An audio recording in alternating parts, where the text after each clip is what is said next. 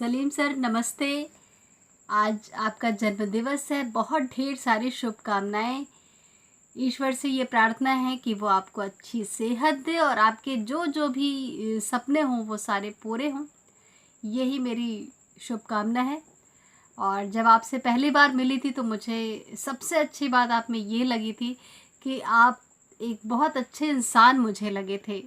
मतलब वो जो कहते हैं कि ना हिंदू बनेगा ना मुसलमान बनेगा, इंसान की औलाद है इंसान बनेगा, तो वो सच्चा इंसान आप में मुझे नज़र आया।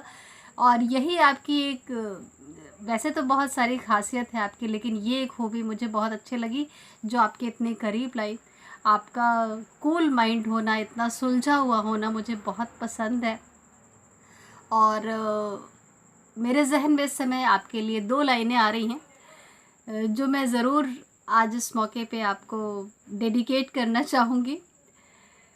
तुमसे बढ़कर दुनिया में, तुमसे बढ़कर दुनिया में न देखा कोई और, जुबां पर आज दिल की बात आ गई। क्या कहूँ तेरे जैसा, क्या कहूँ तेरे जैसा, न देखा कोई और, जुबां पर आज दिल की बात आ गई। तो सचमुच मैंने आप जैसा अच्छा इंसान, इतना सुलझा हुआ इंसान नहीं देखा है। और मुझे आपका बहुत सारा प्यार, बहुत सारी इज़्ज़त, बहुत सानिध्य का मौका मिला है, सौभाग्य प्राप्त हुआ है। तो ये मेरे लिए सचमुच मेरी खुशनसीबी है कि आपका साथ और सब कुछ मुझे मिला है। रियली बहुत ही शुक्रगुज़ार हूँ आपकी और ईश्वर की भी, जिन्होंने मुझे आपको दिया है। आप मेरी ज़िंदगी में है, ये मेरे लिए बहुत बड़ी खुशनसीबी है। Thank you so much. Hello sir, कैसे हैं आप? पिछले 2 बार से मैं आपके जन्मदिन पे साथ रहती थी। सेतु में हम लोग सेलिब्रेट करते थे। इस बार पता नहीं, सेतु में तो नहीं ही हो पाएगा, पर आपसे मिलना हो पाएगा कि नहीं अभी भी मुझे खुद भी नहीं पता। कोशिश करूँगी मिलूँ, और मैं चाहूँगी कम से कम इस दिन तो ज़रूर मिलूँ अगर मैं बनारस में हूँ। वैसे इस बार अजीब ही रहा ना ये पूरा समय। मैं बनारस में पहली बार जब से आपसे मिली हूँ, तब उसके बाद से मैं पहली बार ईद पे बनारस में थी, और मैं बहुत खुश थी कि इस बार ज़रूर जाऊँगी आपके यहाँ और ईद पे सेवई खाऊँगी। आपको याद होगा पिछली बार ईद के बाद मैंने आपसे कह के पूरे हक से सेवई बनवाई थी और बाद में जाके खाई थी।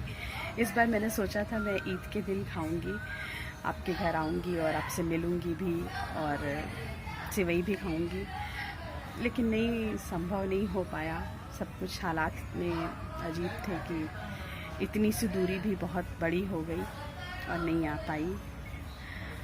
लेकिन खैर, उम्मीद है कि अगली बार ऐसा हो पाए, मैं आ पाऊँ ईद पे, सामने से मिल के आपसे ईद की बधाई दूँ और आपसे सेवइयाँ खाऊँ, आपसे मांग के सेवई खाऊँ, आपके यहाँ बैठ के सेवई खाऊँ। एक अलग ही आपके साथ नेह का नाता जुड़ गया है। मैं नहीं जानती कब और कैसे ये हुआ, पर मैं सचमुच एक अलग ही धागे, स्नेह के धागे से बंध गई हूँ। मुझे भी नहीं पता ये कैसा बंधन है, लेकिन बहुत अच्छा लगता है सर। मैं आपको बहुत बहुत एडमायर करती हूँ, मैं क्या बोलूँ। और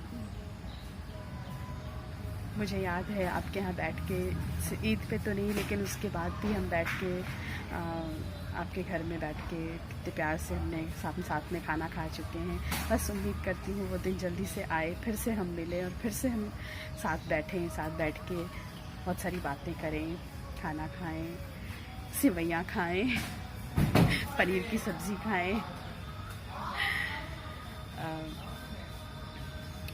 और सर, आपको क्या बोलूं, जन्मदिन की बहुत सारी शुभकामनाएं सर।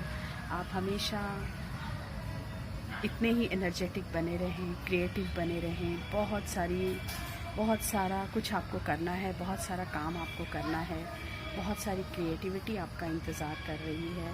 आप हमेशा ऐसे ही क्रिएटिव बने रहें, खूब सारा काम करें, अच्छे अच्छे प्ले निर्देशित करते रहें और इतने ही अच्छे सच्चे बने रहें हमेशा।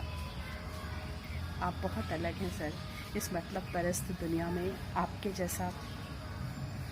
जैसे लोग बहुत कम हैं। आपकी ये प्योरिटी हमेशा ऐसे ही आप बना के रखिएगा। जन्मदिन की ढेर सारी शुभकामनाएं। हैप्पी बर्थडे सर, जन्मदिन की बहुत बहुत शुभकामनाएं। मैं अगर आपके बारे में बोलना शुरू करूं तो वो एक महाग्रंथ हो जाएगा, इसलिए मैं वो बिल्कुल कोशिश नहीं करूंगी। और मैं सिर्फ ये बता दूं कि हम लोगों ने इस बार ये वीडियोस बनाए आपके लिए, इसलिए नहीं कि हम आपसे मिल नहीं सकते, मिलना तो हमें है ही, घर पे दावा बोलने हम लोग आ ही रहे हैं। हम लोगों ने कुछ अलग करने की कोशिश की, जैसा कि सेतु हमेशा करता है, कुछ अलग हटके। तो हम लोगों ने ये कोशिश की कि अलग हटके आपको ये मैसेज दें। दूसरी बात ये कि इसकी एडिटिंग मैंने की है प्रतिमा द ग्रेट ने, और वो भी इसमें नया क्या है कि मोबाइल पर की है, तो अब जैसा भी है आप तक पहुंच ही गया है। बस मैं एक चीज़ ज़रूर कहना चाहूँगी बहुत दिल से, क्योंकि ये कहना ज़रूरी है और बार बार कहते रहना ज़रूरी है।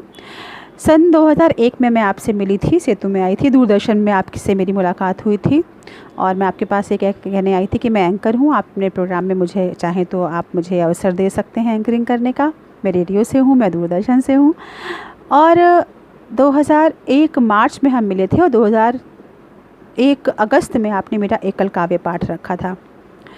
मैं बेशक कविताएं लिखती थी, बहुत कुछ लिखती थी, लेकिन एकल काव्य पाठ मतलब होता है किसी एक का परफॉर्मेंस 1 घंटे तक, और साहित्य का कार्यक्रम था, सेतु का कार्यक्रम था। तो सेतु के कार्यक्रम में बनारस के साहित्य जगत के सारे जिसे कहते हैं विशिष्ट जन वहाँ उपस्थित थे, बड़े बड़े लोग वहाँ उपस्थित थे और मैं बिल्कुल डरी हुई, सहमी हुई सी बच्ची सी, हालांकि मेरी उम्र बहुत कम नहीं थी, मगर फिर भी उस जगह पे बिल्कुल नवजात जैसी मैं थी। बहुत प्यार मिला मुझे, बहुत दुलार मिला, बहुत आशीर्वाद मिला और मैं भर गई। तब से आज तक मुझे मालूम है सर कि मैं आज अगर कुछ हूँ, अगर मैं आज प्रतिमा सिन्हा हूँ, जस्ट प्रतिमा हूँ, तो इसका श्रेय सिर्फ़ और सिर्फ सेतु को और आपको जाता है।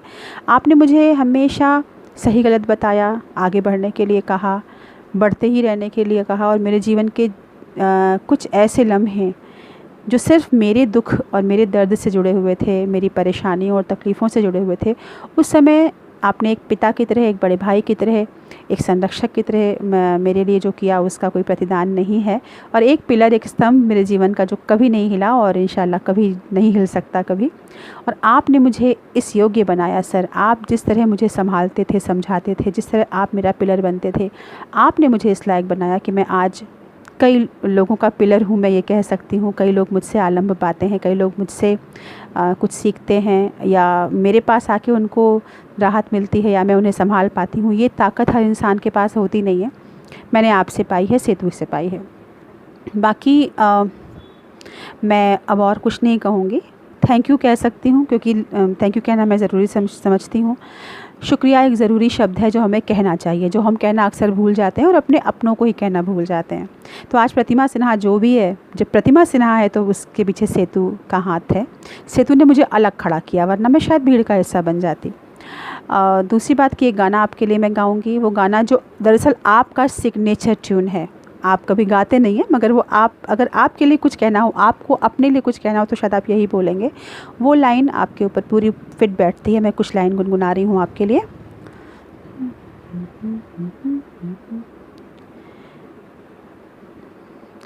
रिश्ता दिल से दिल के एतबार का, जिंदा है हमी से नाम प्यार का।